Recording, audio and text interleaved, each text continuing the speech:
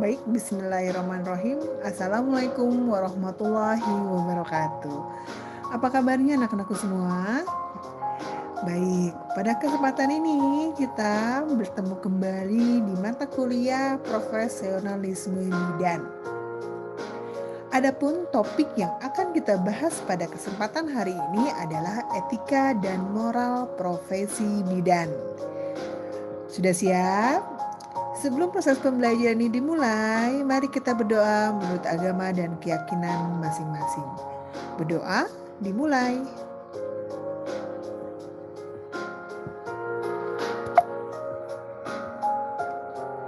Berdoa selesai. Oke, sebelum kita mulai, sudah siap alat-alat tulisnya, dan saya yakin saudara juga sudah membaca modul yang sudah saya berikan sebelumnya.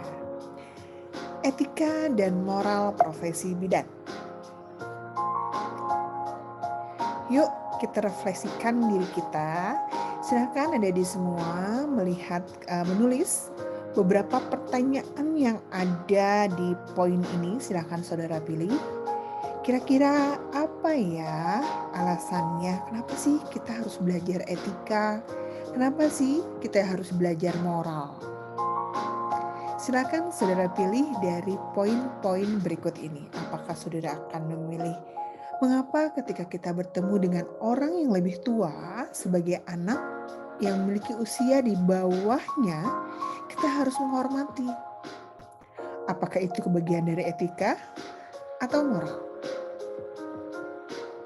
Silakan saudara pilih dan tulis di catatan saudara, dan kita akan kumpulkan setelah proses pembelajaran ini selesai. Oke. Mengapa ya kita harus berbicara sopan? Boleh nggak sih kita teriak-teriak berbicara di hadapan pasien? Etika, moral. Baik. Ini yang sering ditanyakan oleh anak-anak ya. Mengapa sih, Mai? Masa mama? Mengapa sih ya? Sholat itu wajib. Apakah itu bagian dari etika? Apa itu bagian dari moral? Pertanyaannya complicated ya. Oke, sudah selesai. Kita akan lanjut. Apa itu etika, apa itu moral, dan apa profesi bidan. Adapun learning outcome yang akan dihasilkan setelah proses pembelajaran hari ini, saudara akan belajar terkait proses pemahaman apa itu etika dan moral. Apa saja landasan etika dan moral, dan bagaimana sistematika itu terwujud. Dan yang terakhir, prinsip etika dan moral dalam pelayanan kebidanan.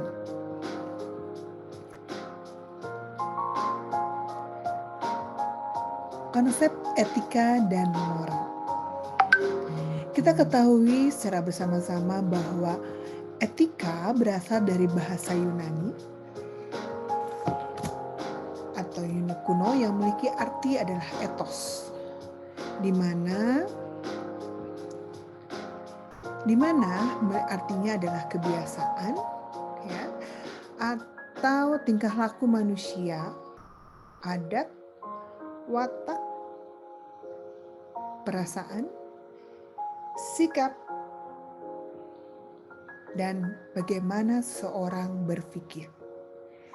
Secara filosofi yang disampaikan oleh Aristoteles ini menjadi latar belakang terbentuknya kata etika, yang memiliki arti tentang apa yang biasa dilakukan atau sering disebut dengan ilmu tentang adat kebiasaan. Selanjutnya kita akan mengupas terkait moral. Moral berasal dari bahasa Latin yaitu mos yang artinya adalah jamak, di mana mos ini memiliki arti kebiasaan adat, ya, artinya adalah kebiasaan atau adat. Dalam bahasa Inggris, moral ini juga dapat diartikan sebagai arti yang sama, termasuk bahasa Indonesia. Ya, jadi artinya sama, baik itu bahasa Latin, bahasa Inggris, bahasa Indonesia, moral itu bagian dari kebiasaan atau adat. Secara etimologis, moral itu sendiri memiliki arti adat istiadat, kelakuan, kemudian tabiat, ya,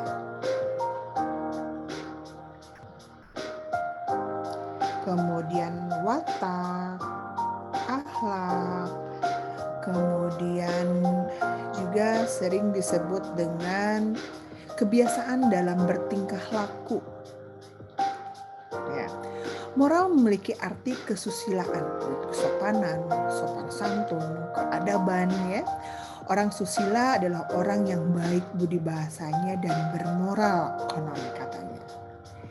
Kita lihat kembali. Secara etimologis, ternyata kata etika sama dengan etimologis dari kata moral. Karena keduanya berasal dari kata yang memiliki arti adat kebiasaan. Tindakan moral yaitu kemampuan untuk melakukan keputusan dan perasaan moral ke dalam perilaku nyata dari manusia itu sendiri. Tindakan moral ini perlu difasilitasi melalui lingkungan sosial yang kondusif, pembinaan moral, ya, kondusif dengan pembinaan moral.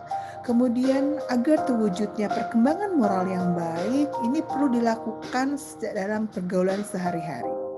Hal ini merupakan tanggung jawab kita bersama dalam mewujudkan karakter manusia yang bermoral. Mengapa etika dan moral perlu saudara calon bidan ketahui? Karena sebagai calon bidan, saudara juga harus mengetahui nih, apa profesi yang saudara emban dan apa sebenarnya bidan itu sendiri. Kita mulai dari definisi secara umum profesi. Profesi adalah suatu pekerjaan yang sesuai dengan studi intelektual atau pelatihan khusus, di mana tujuannya untuk menyediakan pelayanan keterampilan bagi orang lain dengan upah tertentu. Jadi, di dalam profesi ada batang keilmuan. Memiliki batang keilmuan, ada ilmu-ilmu yang perlu dimiliki oleh seorang yang memiliki sebuah profesi. Lalu apa itu bidan? Ya, saudara pasti sudah belajar kan definisi bidan. Bidan adalah seorang perempuan yang lulus dari pendidikan bidan yang diakui oleh pemerintah dan organisasi profesi di wilayah negara Republik Indonesia, serta memiliki kompetensi dan kualifikasi untuk diregister. Sertifikasi dan atau secara sah dapat lisensi untuk menjalankan praktek kebidanan. Jadi, ketika kita melihat definisi bidan, jelas bahwa bidan memiliki kompetensi dan ada kualifikasi yang memang harus terstandarisasi. Ya. Oleh karena itu, bidan dapat disebut sebuah profesi. Perlu kita ingat bahwa tenaga kesehatan, baik itu dokter, perawat, bidan, dan tenaga kesehatan lainnya, memiliki peran yang sama adalah meningkatkan derajat kesehatan masyarakat. Jadi, penting sekali untuk bagaimana menjalankan perannya sebagai tenaga kesehatan dengan berstandarkan etika, khususnya bidan, terstandar dan kode etik bidan, dokter ada standar kode etik dokter, perawat pun sama, dan tenaga kesehatan lainnya. Oleh karena itu, kenapa seorang calon profesi bidan harus mengetahui etika, moral, dan kode etik dari profesinya itu sendiri. Selanjutnya, kita masuk dalam landasan etika dan moral. Landasan etika dan moral ini terbagi dari nilai, norma, sosial, dan budaya, juga terdapat juga nih nilai-nilai religius. Nilai atau value ini sebenarnya merupakan dasar dari kajian filsafat, khususnya filsafat yang disebut aksiologi. Aksiologi adalah salah satu cabang filsafat yang berusaha menjawab pertanyaan apakah sesuatu itu dikatakan bernilai karena memang benar bernilai, atau apakah sesuatu itu dikatakan dinilai maka menjadi bernilai. Baik, nilai atau value itu biasanya diartikan sebagai harga, penghargaan, atau taksiran. Maksud dari artis tersebut bahwa harga yang melekat pada sesuatu atau penghargaan terhadap sesuatu ini merupakan bagian utama dari nilai. Beberapa ahli menyatakan bahwa nilai adalah suatu kualitas atau penghargaan terhadap sesuatu yang dilakukan, yang mana ini biasanya menjadi dasar penentu dari tingkah laku seseorang. Sejalan dengan hal tersebut, Frankl juga menyatakan bahwa nilai pada dasarnya disebut sebagai standar penuntun dalam menentukan sesuatu itu baik, sesuatu itu indah, sesuatu itu berharga, dan lain sebagainya. Banyak sekali pernyataan-pernyataan terkait dengan nilai, ya. Yang pada dasarnya nilai ini memiliki sifat subjektif maupun sifat objektif. Adapun sifat subjektif dari nilai itu adalah objek, tergantung terhadap objek yang dilihat, objek yang dinilai, ya. Contohnya ketika kita melihat sebuah berlian, pasti harga dengan kilauan cahayanya dan harganya yang mahal, jelas ini memiliki pengertian subjeknya. Wah, ini berlian ini mengkilat nih, ini pasti harganya mahal.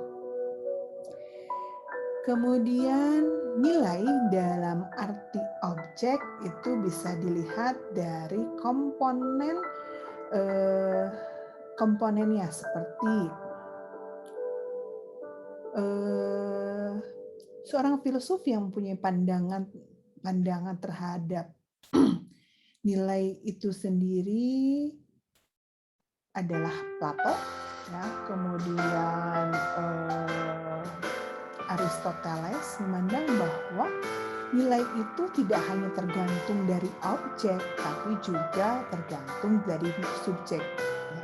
Ketika objek itu terlihat bagus, indah, mau nggak mau, harga subjeknya pun akan menyatakan seperti itu.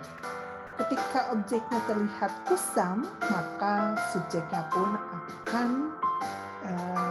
menyatakan bahwa nilai itu sangat tidak berharga. Baik, terdapat beberapa ciri dari nilai yang disampaikan oleh Coubertin. Nilai berkaitan dengan subjek. Kalau tidak ada subjek yang menilai, maka juga tidak ada nilai. Ya.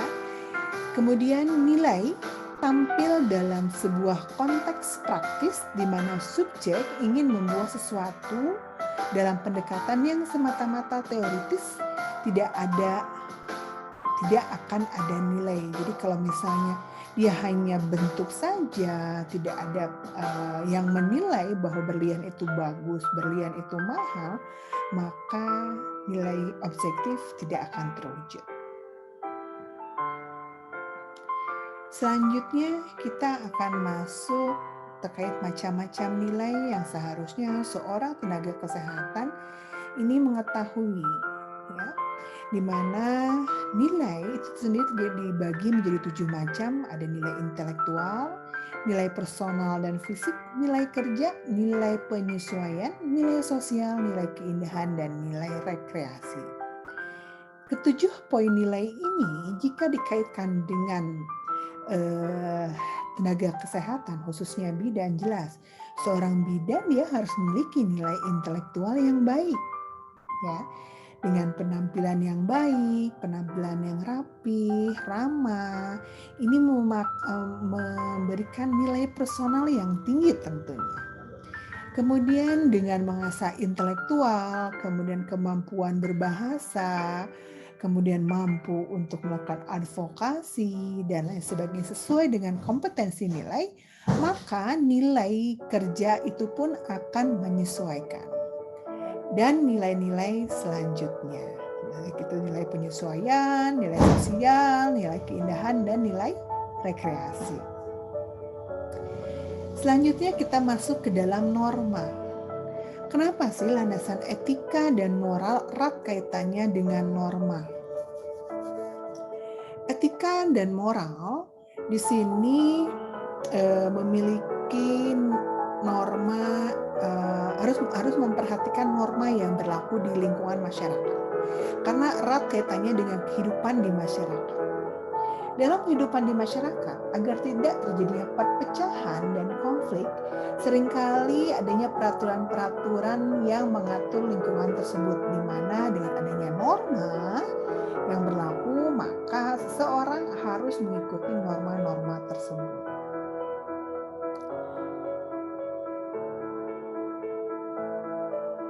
Craig Cohen merupakan sosiologi asal Amerika menyatakan bahwa norma merupakan suatu pedoman maupun aturan yang menyatakan bagaimana seorang individu seharusnya bertindak di dalam suatu situasi di tengah masyarakat. Jadi sebenarnya norma ini juga merupakan bagian dari peraturan yang harus diikuti oleh anggota masyarakat.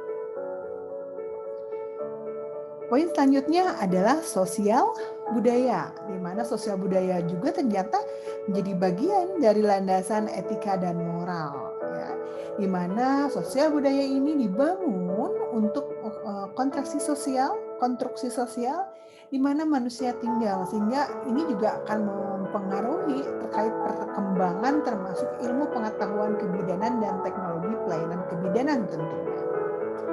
Sama halnya dengan religius. Religius sering dinilai oleh masyarakat terkait hubungannya dengan pencipta, dengan Allah Subhanahu wa Ta'ala, dengan Tuhan yang Maha Esa. Agama yang dianut oleh manusia memiliki hubungan erat dengan moral, sehingga mampu memotivasi secara kuat bagaimana seseorang itu berhubungan dengan Tuhannya. Selain itu juga religius ini mampu memperkuat perilaku moral dan perilaku etik dari manusia dengan Tuhannya. Agama sering sekali dikaitkan dengan sumber nilai etis. Jadi sering sekali agama dijadikan permasalahan nilai etis. Oleh karena itu, mengapa etika dan moral harus memperhatikan aspek religius.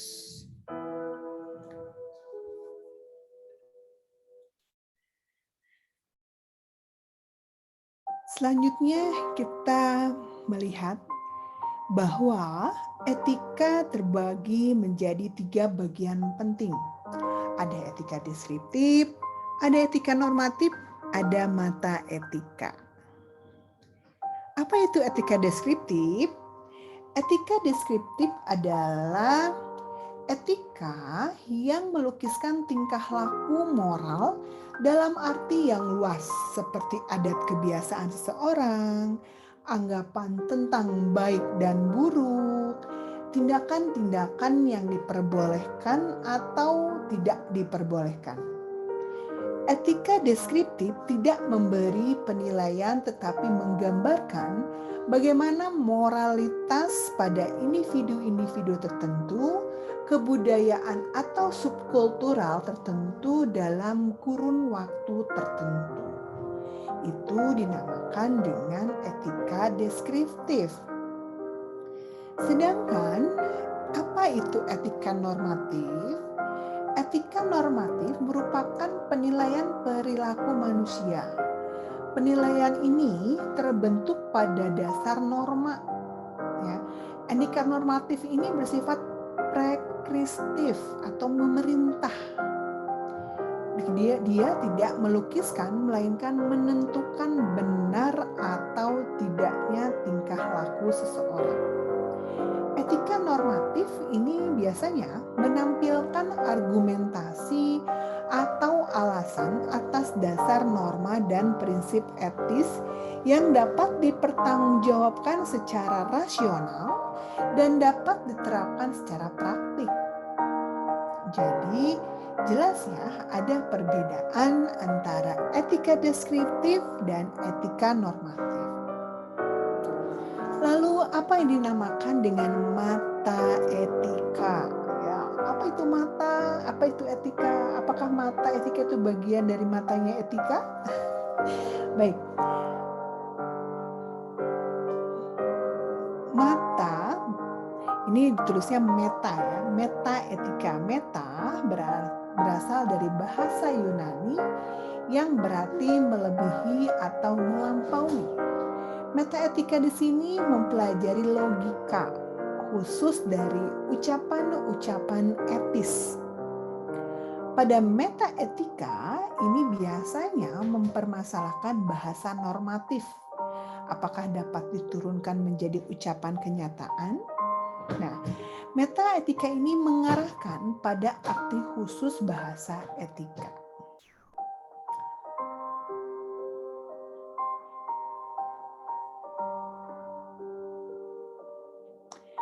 Metaetika ini akan mengupas terkait moral yang berlaku di dalamnya.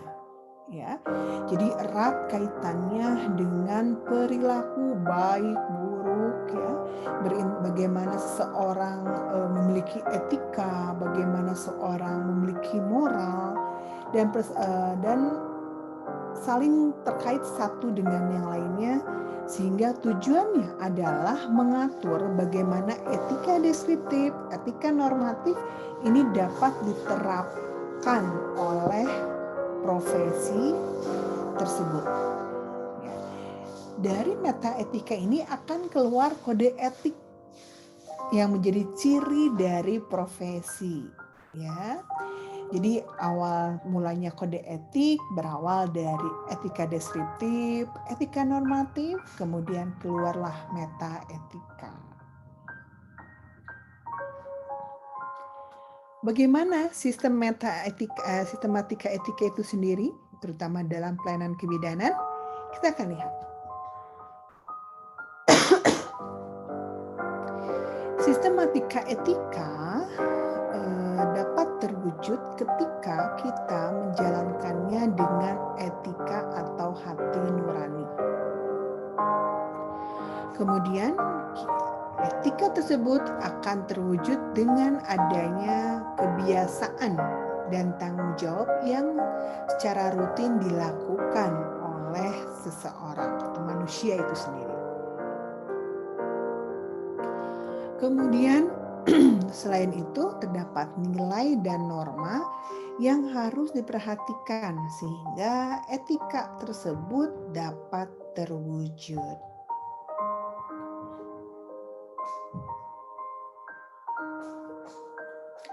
Dalam melaksanakan etika dan moral, seorang profesi bidan harus benar-benar memperhatikan konsep dasar, sistematika, dan tentunya landasan dari etika itu sendiri. Apa saja yang harus diperhatikan? Bahwa dalam menjalankan tugas profesi seringkali terjadi sikap etis profesional dari seorang bidan. Ya, ini sering sekali menjadi permasalahan. Padahal masalahnya sepele tapi jadi dibesar-besarkan. Ya, jadi terdapat beberapa poin yang harus seorang bidan lakukan.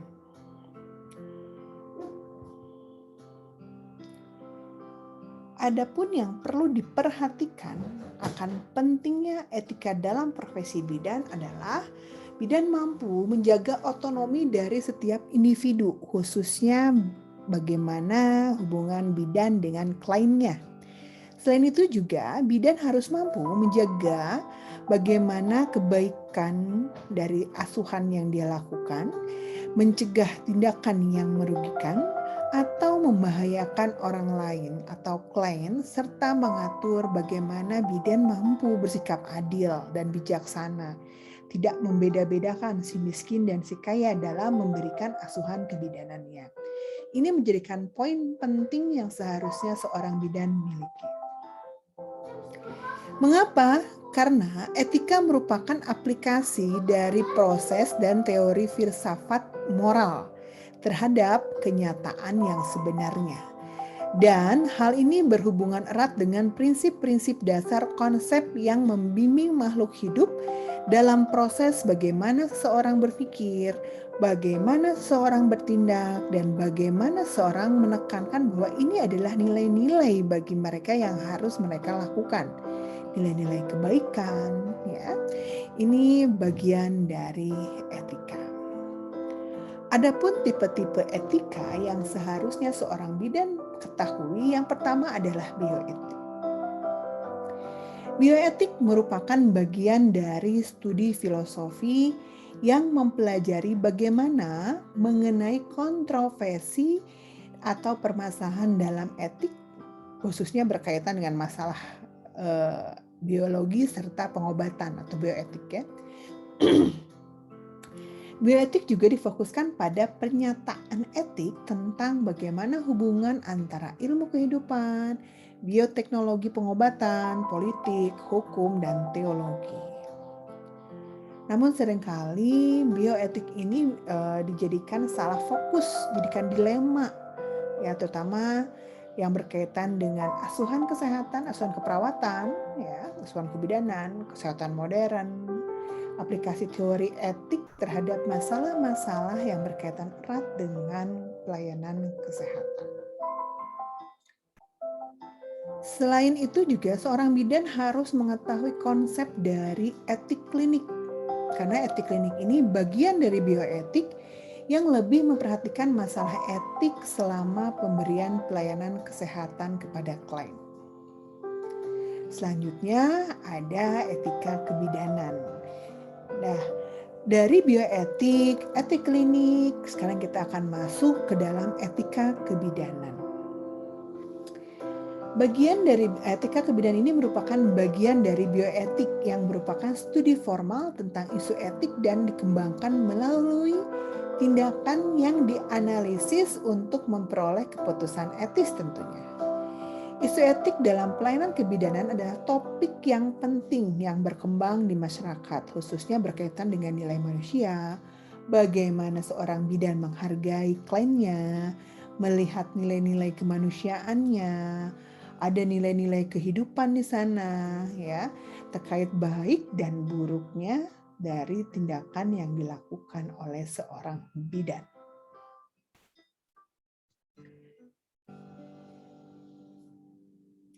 Tadi kita sudah mengupas, ya, dalam melaksanakan pelayanan kebidanan ada yang harus diperhatikan. Tadi ada tipe-tipe etik, selanjutnya ada teori etika. Teori etika ini terbagi menjadi 4, ada hedonisme, ada eudaimonisme, ada utilitarian, dan ada deontologi.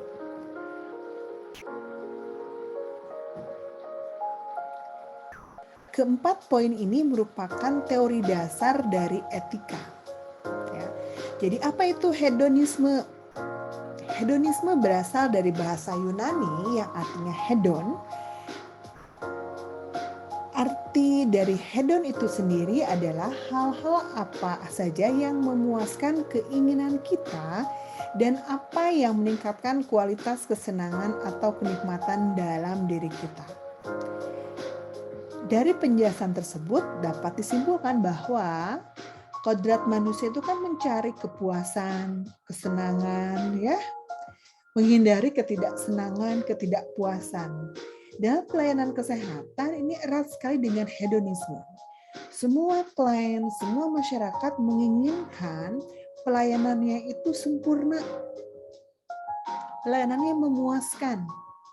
Oleh karena itu, seorang bidan harus dapat memberikan pelayanan yang komprehensif sehingga kepuasan ya yang akan diperoleh oleh klien kita tentu. Selanjutnya, apa itu eudaimonisme? Eudaimonisme menurut Aristoteles adalah upaya seseorang dalam mencapai tujuan akhir dengan menjalankan fungsinya dengan baik. Jadi kalau bidan melakukan tindakan, dia melakukan sesuai dengan standar kompetensi yang ada di Kode Etik Kebidanan dan Peraturan Perundang-undangan. Dalam setiap kegiatan, manusia mengejar suatu tujuan yang ingin mencapai sesuatu yang baik tentunya. Jadi, upaya pelayanan kesehatan yang berkaitan dengan kesehatan ibu dan anak yang diberikan oleh seorang bidan pasti tujuannya adalah baik. Derajat kesehatannya tinggi, ya, kematian ibunya rendah, kematian bayinya rendah. Itu merupakan teori etik kenapa seorang tenaga kesehatan atau bidan harus memahami poin ini. Selanjutnya ada utilitarian. Utilitarian adalah bagaimana seorang mampu mengambil keputusan etik sehingga hasilnya mendapatkan kepuasan, kesenangan, dan meminimalisir ketidakpuasan atau ketidaksenangan. Sebagai contoh, ada seorang ibu, dia tua ya, dia baru pertama hamil tapi usianya sudah tidak sesuai dengan standar hamil yang sehat. Kemudian posisinya itu sungsang. Nah, seorang bidan harus mampu mengambil keputusan bahwa tindakan ini harus segera dirujuk untuk menyelamatkan ibu dan pasien. Jadi untuk menyelamatkan ibu dan pasien, dia harus bisa nih memaksimalkan, jadi merujuknya sejak awal. Tidak lagi ditunggu, dicoba dulu, diobservasi dulu, padahal sebenarnya sudah tidak mungkin ibu tersebut lahir di bidan. Oke. Selanjutnya adalah deontologi. Deontologi ini adalah pendekatan yang memiliki prinsip atau aturan sesuai dengan dikatakan baik bila bertindak baik. Ya. Jadi seorang bidan pun harus melakukan poin deontologi ini, mengikuti kode etik untuk menghasilkan luaran yang baik.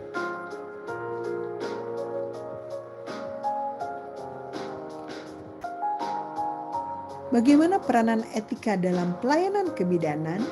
Ini merupakan hal yang sangat penting di berbagai tempat, baik itu di TPMB, tempat praktek mandiri bidan, puskesmas, klinik, rumah sakit, ya. Ini sangat-sangat dibutuhkan. Karena sering sekali kita memperoleh kejadian yang sebenarnya ini disebabkan karena ketidakpahaman dari para praktisi pelayanan kebidanan terkait etika. Bidan sebagai pemberi pelayanan, dia harus bisa menjamin bahwa pelayanan yang diberikan adalah profesional dan akuntabel, serta memperhatikan tentunya aspek legal dalam memberikan pelayanan kebidanan. Berikut ada hak dan kewajiban bidan. Ayo, kita kemarin sudah dapat tugas ya terkait hak dan kewajiban bidan. Apa sih itu hak bidan? Apa itu kewajiban bidan?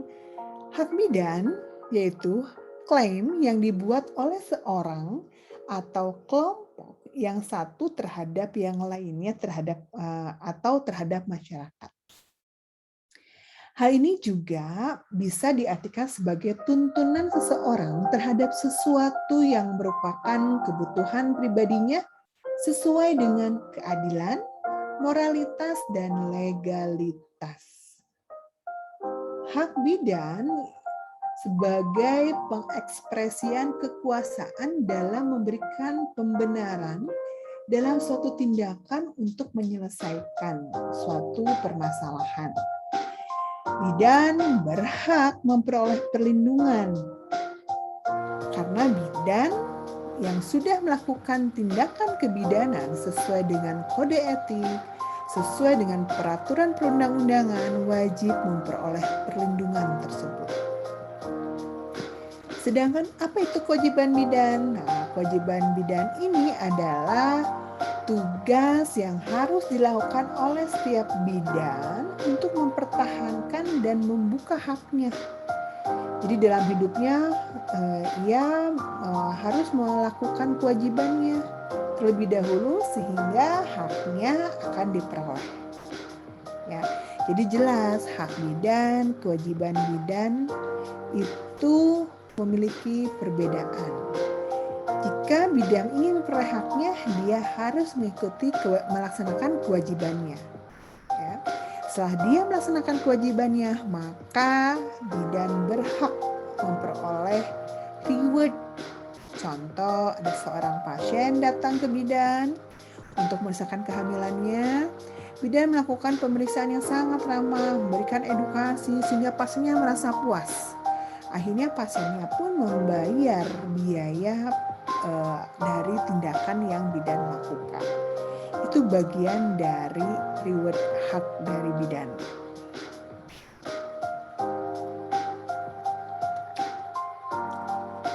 Bagaimana dengan etika profesi bidan? Selain memiliki pengetahuan, keterampilan ya terkait dengan pelayanan kebidanan dan dia mampu memberikan pelayanan kebidanan sehingga bidan tersebut diterima di masyarakat, ya. Biasanya ada beberapa poin penting yang seharusnya bidan ketahui khususnya dalam menjalankan profesinya sebagai bidan. Ada tanggung jawab, ada keadilan, ada otonomi, ada integritas moral.